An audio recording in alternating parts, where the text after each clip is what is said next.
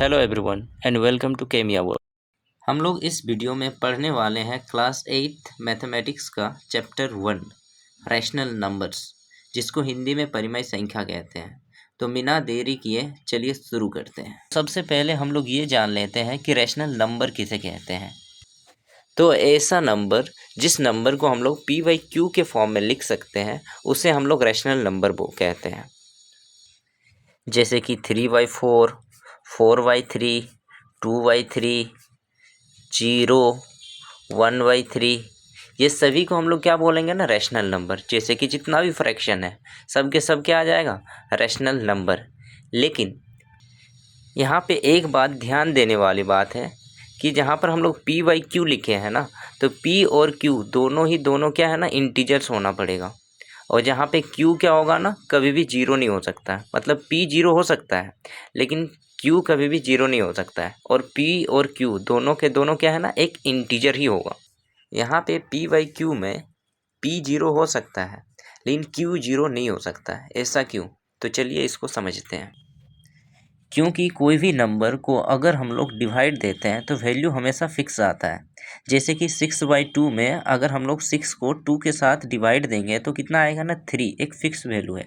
जैसे कि 4/2 में अगर हम लोग 4 को 2 के साथ डिवाइड देंगे तो आता है 2, ये एक भी फिक्स वैल्यू है। जैसे कि 3/2 में अगर हम लोग 3 को 2 के साथ डिवाइड देंगे तो वैल्यू कितना आ रहा है ना, 1.5, ये भी एक फिक्स वैल्यू है। लेकिन वही अगर बात करें, अगर हम लोग 3/0 ले लें तो जीरो के टेबल में 3 कभी आएगा ही नहीं। ठीक है, जैसे जीरो को अगर 1 के साथ मल्टीप्लाई करेंगे फिर भी जीरो आएगा, जीरो को अगर 2 के साथ मल्टीप्लाई करेंगे फिर भी जीरो आएगा, जीरो के अगर 3 के साथ मल्टीप्लाई करेंगे फिर भी जीरो आ जाएगा। मतलब जीरो के किसी टेबल में 3 नहीं आएगा। ठीक है, इसीलिए इसको हम लोग कभी नहीं लिख सकते 3/0, क्योंकि इसको हम लोग बोलते हैं अनडिफाइंड। हम लोग डिफाइंड ही नहीं कर सकते कि वैल्यू कितना आएगा।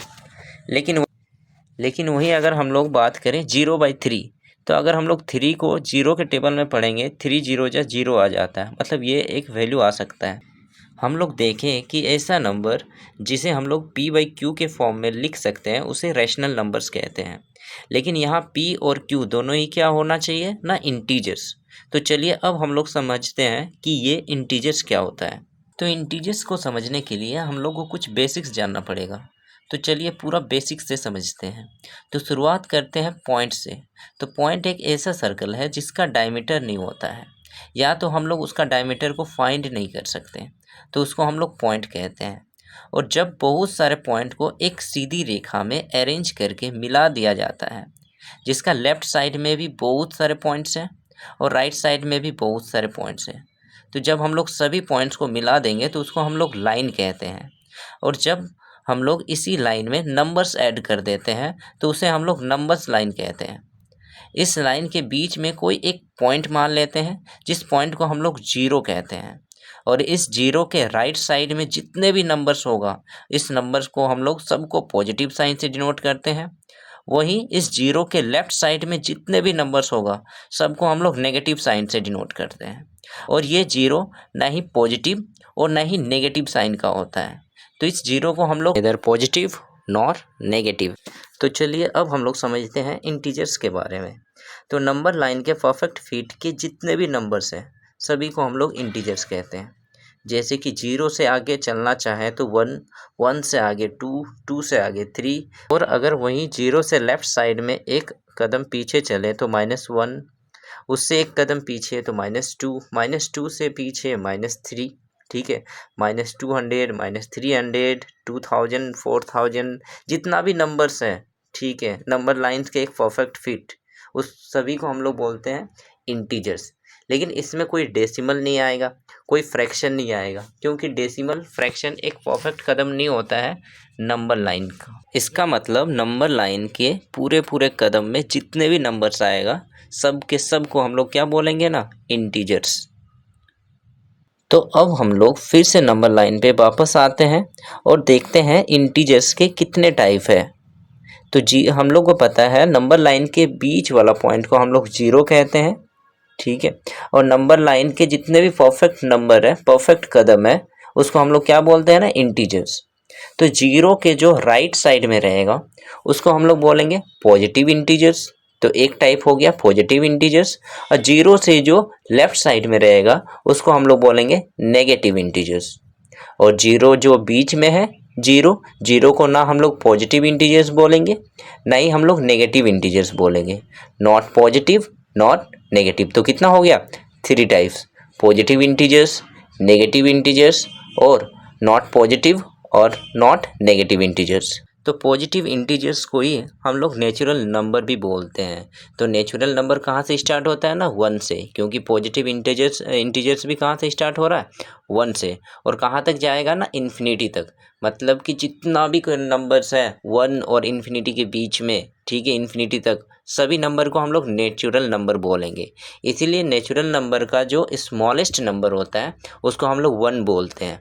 और अगर पूछा जाएगा कि नेचुरल नंबर का लार्जेस्ट नंबर क्या हो जाएगा, तो उसको हम लोग नहीं फाइंड कर सकते हैं, क्योंकि नंबर्स इन्फिनिटी तक है और इन्फिनिटी तक हम लोग नहीं पता कर सकते हैं कि नंबर्स कितना है। अब हम लोग देखते हैं होल नंबर।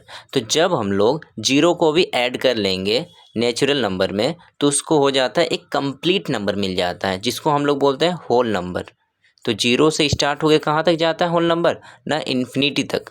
अब हम लोग इंटीजर्स का फिर से दो टाइप देखते हैं, एक इवन नंबर और एक दूसरा ऑड नंबर। तो इवन नंबर किसको बोला जाता है, ऐसा नंबर जो टू से पूरी डिविजिबल हो उसको हम लोग बोलते हैं इवन नंबर। जैसे कि हो गया 0, 2, 4, 6, ठीक है। तो ऐसे नंबर को क्या बोलेंगे हम लोग, इवन नंबर। और ऑड नंबर किसको बोलेंगे, ऐसा नंबर जो टू से पूरी डिविजिबल ना हो तो उसको हम लोग बोलते हैं ऑड नंबर।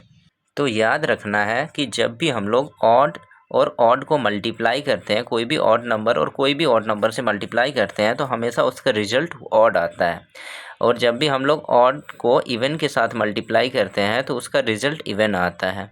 और जब भी हम लोग ऑड और ऑड को हम लोग सब्ट्रैक्शन या तो हम लोग एडिशन करते हैं तो हमेशा रिजल्ट इवन आता है। और इवन में जब भी हम लोग एडिशन या तो सब्ट्रैक्शन करते हैं तो हमेशा क्या आता है ना, इवन आता है। और जब भी ऑड और इवन को हम लोग सब्ट्रैक्शन या तो एडिशन करते हैं तो उसका भी रिजल्ट क्या हो जाता है, ऑड आता है। जैसे कि हम लोग ऑड और ऑड का एग्जाम्पल लेते हैं, जैसे कि 3 को मल्टीप्लाई कर रहे हैं 3 से तो आंसर कितना आएगा ना, 9, और 9 क्या है, एक ऑड। जैसे कि अब ऑड और इवन का, जैसे कि 3 को हम लोग 2 के साथ मल्टीप्लाई करते हैं, 3 क्या है, एक ऑड, 2 क्या है, एक इवन, तो 3 2 जा 6, तो इसका आंसर क्या आ रहा है, 6, 6 क्या है, एक इवन नंबर। और वही बात बोले ऑड को अगर हम लोग सब्ट्रैक्शन कर रहे हैं ऑड से, जैसे कि 6 मतलब कि 5 -3, तो आंसर कितना आ रहा है, 2, और 2 क्या है, एक इवन। और वही अगर हम लोग 8 को अगर सब्ट्रैक्शन कर रहे हैं 2 के साथ तो आंसर कितना आ रहा है हम लोग का, 4, 6, आंसर कितना आ रहा है, 6, और 6 क्या है, एक इवन नंबर। और वही ऑड और इवन में अगर हम लोग देखें, जैसे कि हम लोग 5 को अगर माइनस कर रहे हैं 2 तो कितना आ रहा है हम लोग का, 3, 3 क्या है, एक ऑड। अब हम लोग नेचुरल नंबर के दो टाइप को देखेंगे, फर्स्ट प्राइम नंबर्स, दूसरा कंपोजिट नंबर। तो प्राइम नंबर किसको बोला जाता है, वैसे नंबर जिसका एग्जैक्ट 2 फैक्टर हो तो उसको हम लोग बोलते हैं प्राइम नंबर। और वैसे नंबर जिसका मोर देन 2 फैक्टर हो उसको हम लोग बोलते हैं कंपोजिट नंबर, ठीक है। तो जैसे कि 2 का अगर हम लोग फैक्टर लिखें तो क्या आ जाएगा, 2 1, तो इसका फैक्टर कितना हो गया, ओनली 2, और जिसका ओनली 2 आएगा उसको हम लोग क्या बोलेंगे, प्राइम नंबर।